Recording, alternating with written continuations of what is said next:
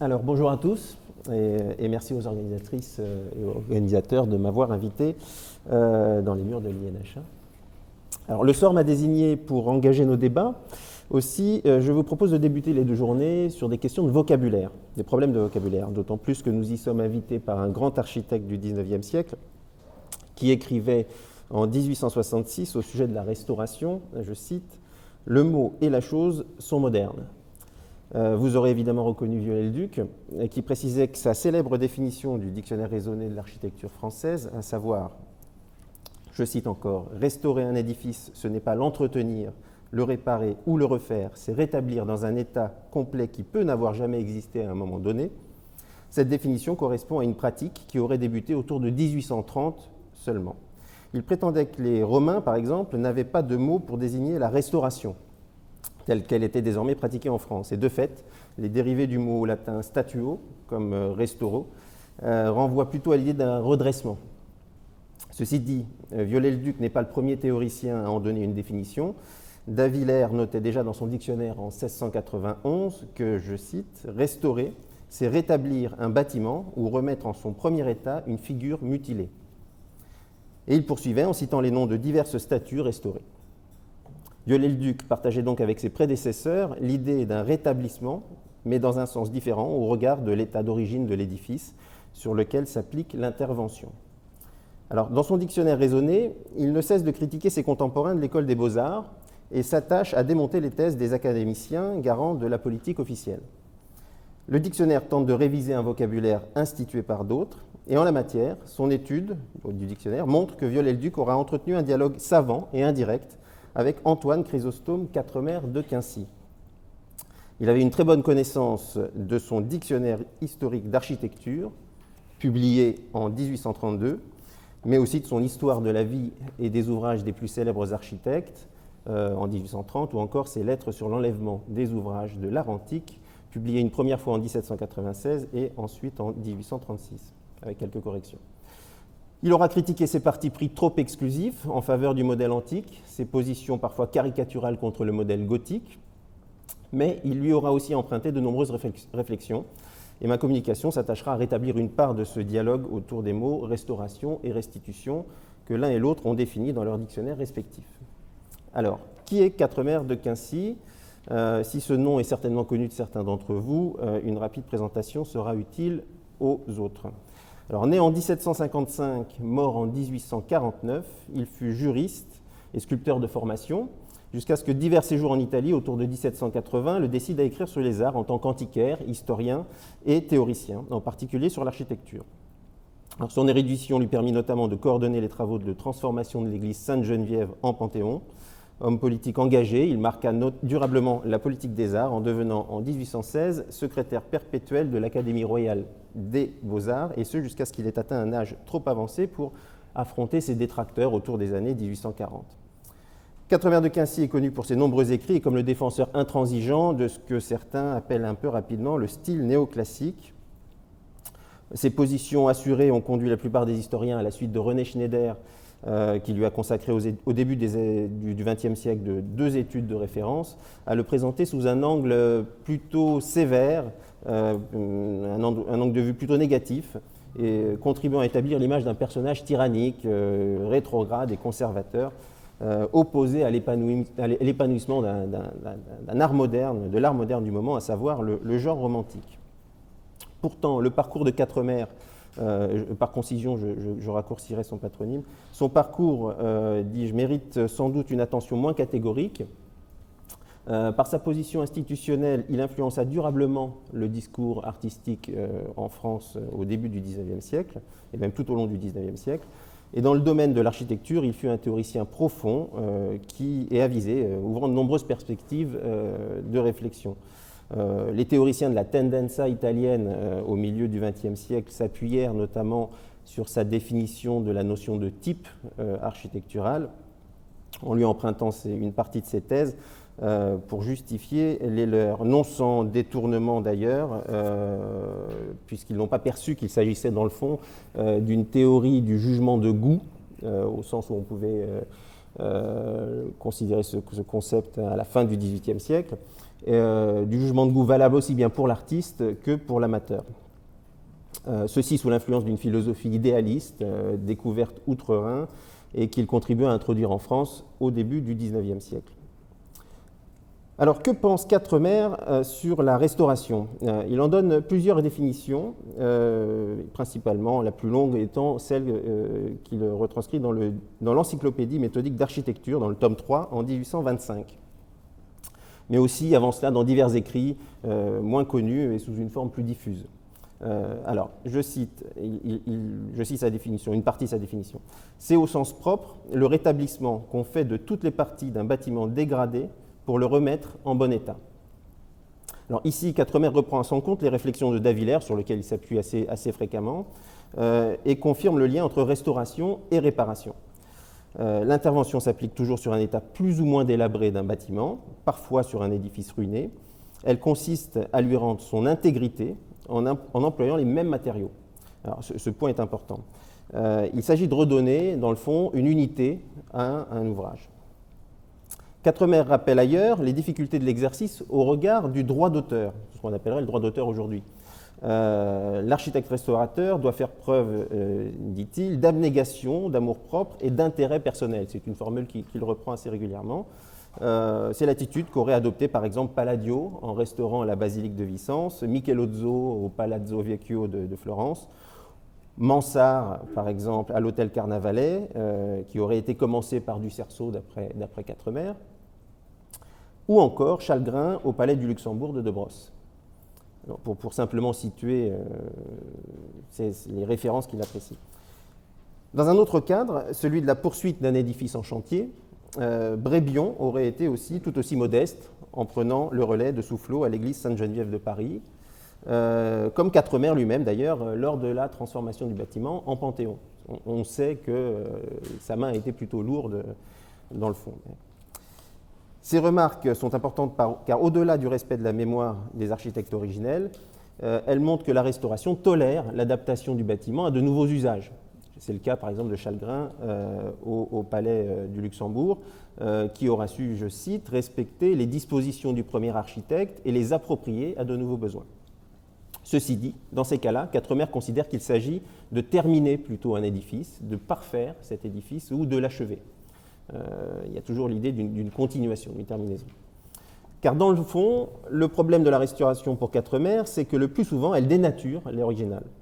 Derrière ce genre d'intervention se cache toujours une perte ancienne, celle d'une dégradation, mais aussi une altération due à l'action sur un ouvrage existant. Aussi, Quatremer désigne-t-il l'intervention de Palladio à Vicence comme des réédifications, ou celle de Jules Romain, par exemple, sur des églises de la Renaissance, comme des réédifications disposant d'une existence moderne. La forme bâtie serait toute nouvelle, finalement. Elle deviendrait en quelque sorte étrangère à son original.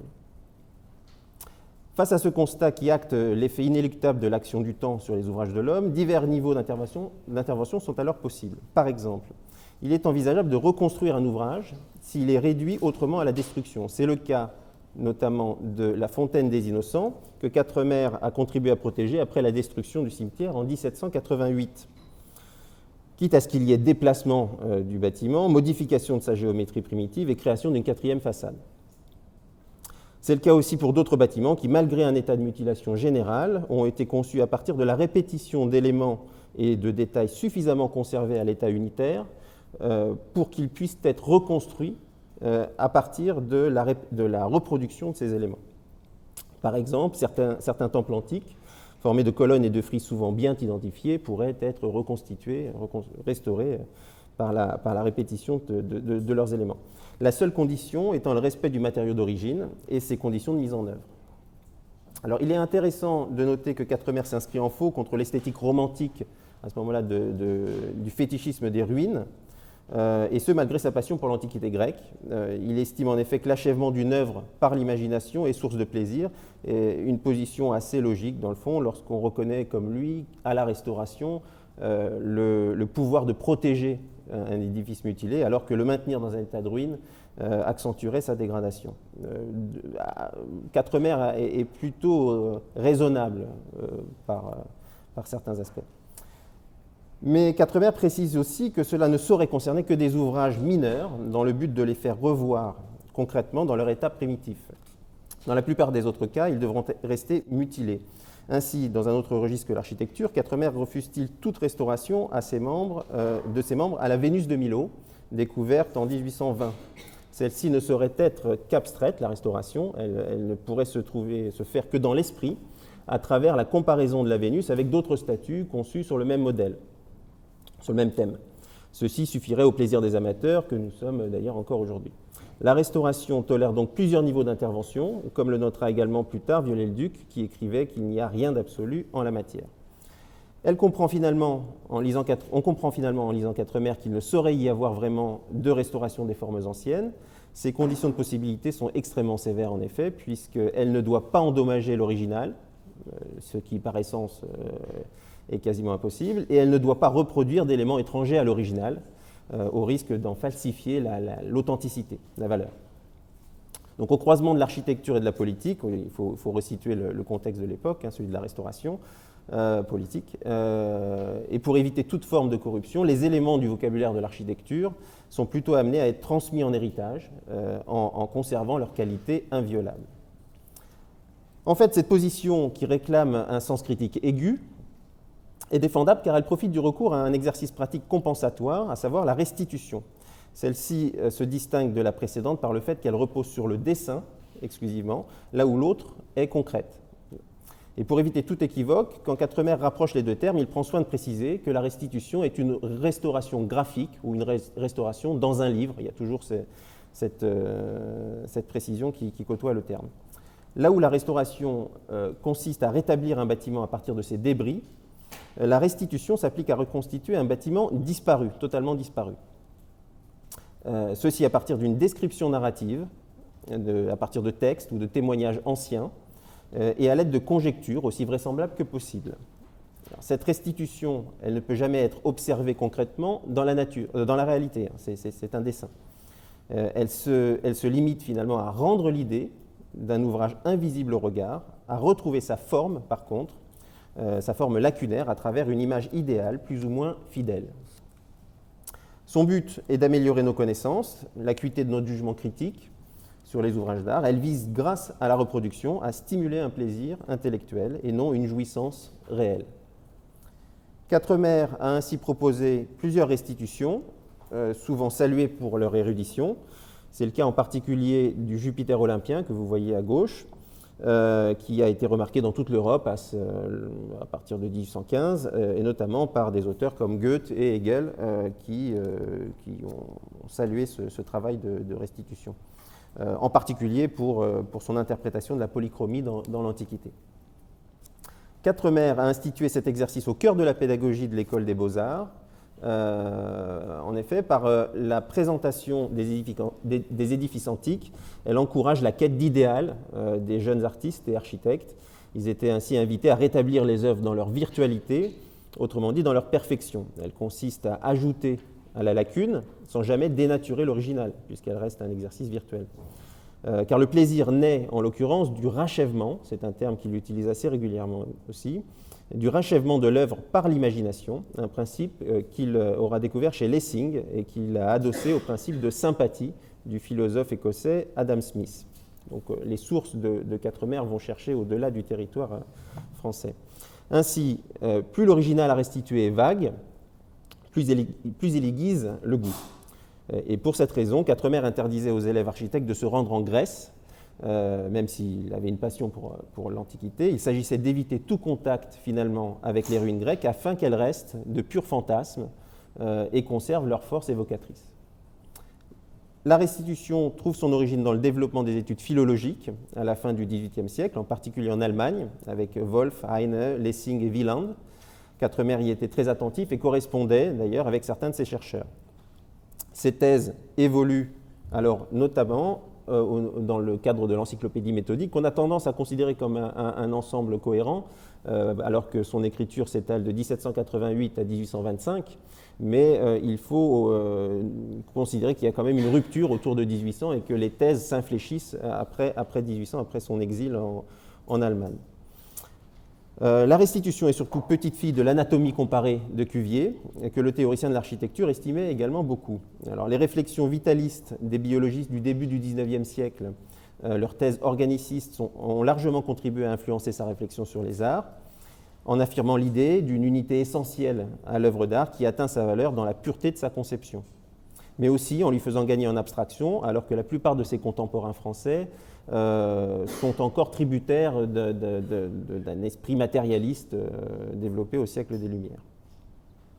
Il faudrait plus de temps pour développer les traces de cette influence, mais connaissant également l'intérêt de Viollet-le-Duc pour cette science nouvelle, qui est l'anatomie comparée, je vous renvoie à sa définition de la restauration, mais aussi aux travaux de Laurent Baridon ou encore de Caroline Van Eyck. Connaissant sa sensibilité pour l'unité de style, je ne pense pas inutile de souligner l'importance de ce transfert disciplinaire entre les deux domaines, qui aura commencé finalement une génération avant, avec Quatremer de Quincy notamment.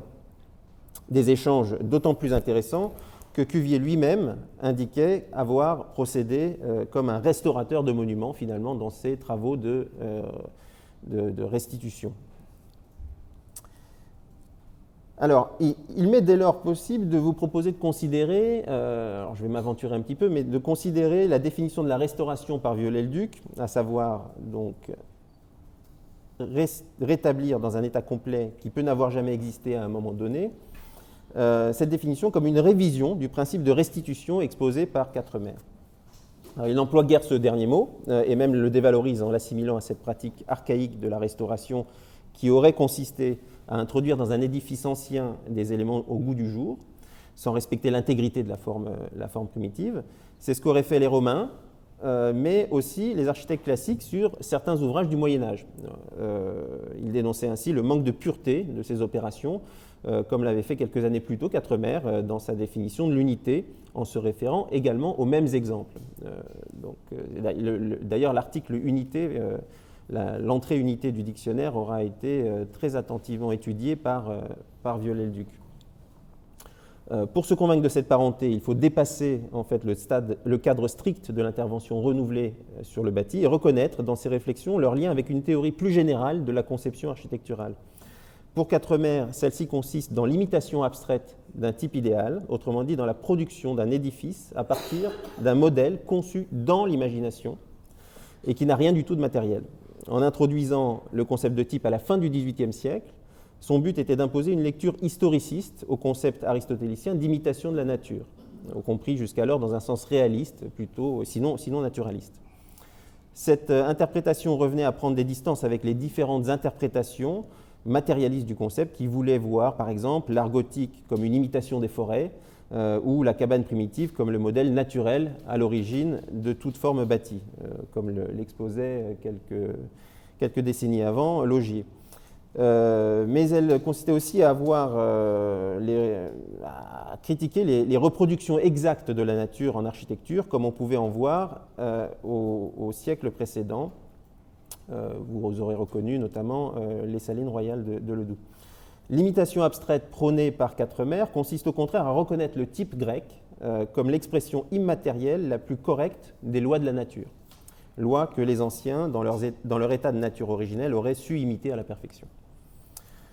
Or, si Viollet-le-Duc introduit une distance entre la restauration et le principe de réparation, c'est d'abord pour affirmer l'idée que l'ouvrage restauré se présente dans un état possible avant d'être effectif dans le passé, qu'il peut être différent de l'original et même prendre une forme idéale.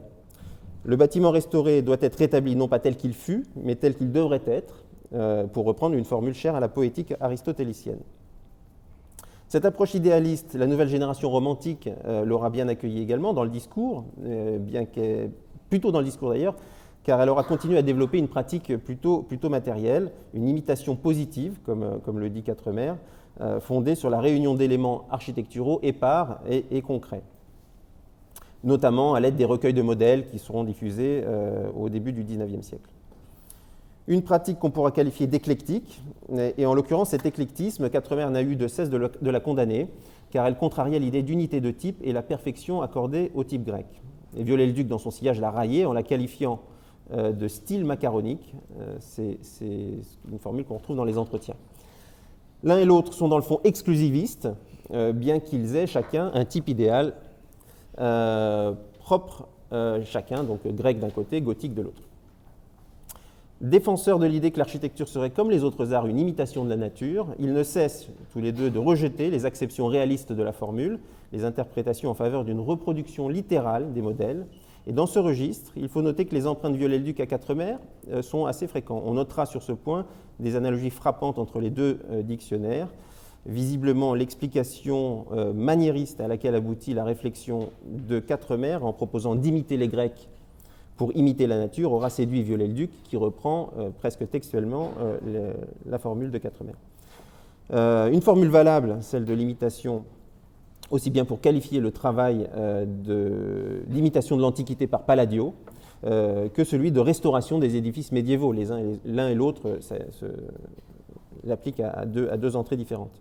C'est l'esprit d'un auteur qu'il faudra imiter et non la lettre. Il ne s'agira pas de reproduire ce qui a été fait, mais de concevoir comme ce fut imaginé au moment de la création. Parce qu'elle est une imitation du type historique et non une copie servile. C'est une notion qu'il faut intégrer aussi. Viollet-le-Duc peut assimiler la restauration à une invention à part entière et non à une simple réparation. Alors, au contact des esthétiques d'inspiration kantienne, découvertes au cours de son exil en Allemagne, Quatremer proposait par l'imitation du type historique de suivre un exemple plutôt que d'imiter un objet. Alors, c'est quelque chose qu'on retrouve chez Viollet-le-Duc, mais également sous la plume de Lassus, dans une moindre mesure. On notera seulement que Viollet-le-Duc, mu par une éducation rationaliste, opposa une résistance de façade à cet idéalisme trop sentimental et instinctif de prime abord. Cette défiance explique que, de son point de vue, le type à suivre par le restaurateur puisse être représenté graphiquement, alors que Quatremer cherchait à lui conserver tout son mystère, afin de préserver sa force évocatrice. C'est le cas notamment à travers la cathédrale type qu'il reproduit dans le dictionnaire raisonné. Donc pour Viollet-le-Duc, il est tout à fait possible d'en donner une restitution, et c'est l'exercice auquel il s'est livré. Alors on est en droit de s'interroger sur cette transition d'un idéalisme spiritualiste à ce qui est d'usage d'appeler le rationalisme au XIXe siècle. Alors le rôle de Vitet ici est important, je ne vais pas pouvoir rentrer dans le détail, mais il aura joué un rôle de passeur entre les deux auteurs, en détournant de son sens quelques-uns des propos de Quatremer. Notamment, d'ailleurs, c'est un passage qui est cité par Viollet-le-Duc dans son article Restauration au sujet du château de Coucy, qu'il faut lire attentivement. Mais finalement, Viollet-le-Duc est surtout l'enfant de son époque, c'est-à-dire que vis-à-vis du concept de restauration, on pourrait dire, de restitution plutôt quatremérien, on pourrait dire qu'il a simplement fait un pas en avant. L'architecte aura estimé avoir acquis le pouvoir de redonner vie aux bâtiments mutilés par l'histoire, un peu à l'exemple d'un docteur Frankenstein qui se serait donné le pouvoir de donner vie à une créature qui n'aurait jamais existé, en quelque sorte. Donc en somme, et pour conclure, bien que leur idéal diffère, grec et gothique d'un côté, les points de convergence entre Viollet-le-Duc et Quatremer sont assez nombreux, en particulier autour du concept de restauration. Alors on pourrait parler de leur critique de l'archéologisme, l'un et l'autre sont plutôt sévères, mais on pourrait aussi s'arrêter sur cette proposition de Quatremer visant, dans une restauration, à distinguer les ajouts des parties anciennes. Alors, principe que Viollet-le-Duc développa ensuite par la suite, en ignorant qu'elle trouvait finalement son origine dans les écrits d'un écrivain idéaliste de renom. Et donc finalement, à tout bien considérer, c'est d'abord plutôt un rapport à l'histoire qu'il faut regarder dans ces deux auteurs, l'un étant plutôt progressiste, Viollet-le-Duc, qui est en foi dans la technique, l'autre étant clairement décadent, considérant que l'histoire va dans un sens dégradant. Aussi, finalement, du point de vue de la restauration, Quatremer doit être plutôt rapproché d'un Ruskin, avec qui il partage des tendances conservatrices, et surtout avec qui il partage l'idée qu'on ne peut intervenir sur un bâtiment pour le restaurer et qu'il faut plutôt l'entretenir, c'est une formule qu'il utilise assez régulièrement aussi, l'entretenir jusqu'à ce que l'action du temps finisse par imposer une dégradation inéluctable. Voilà. Je vous remercie, en espérant n'avoir pas été trop long.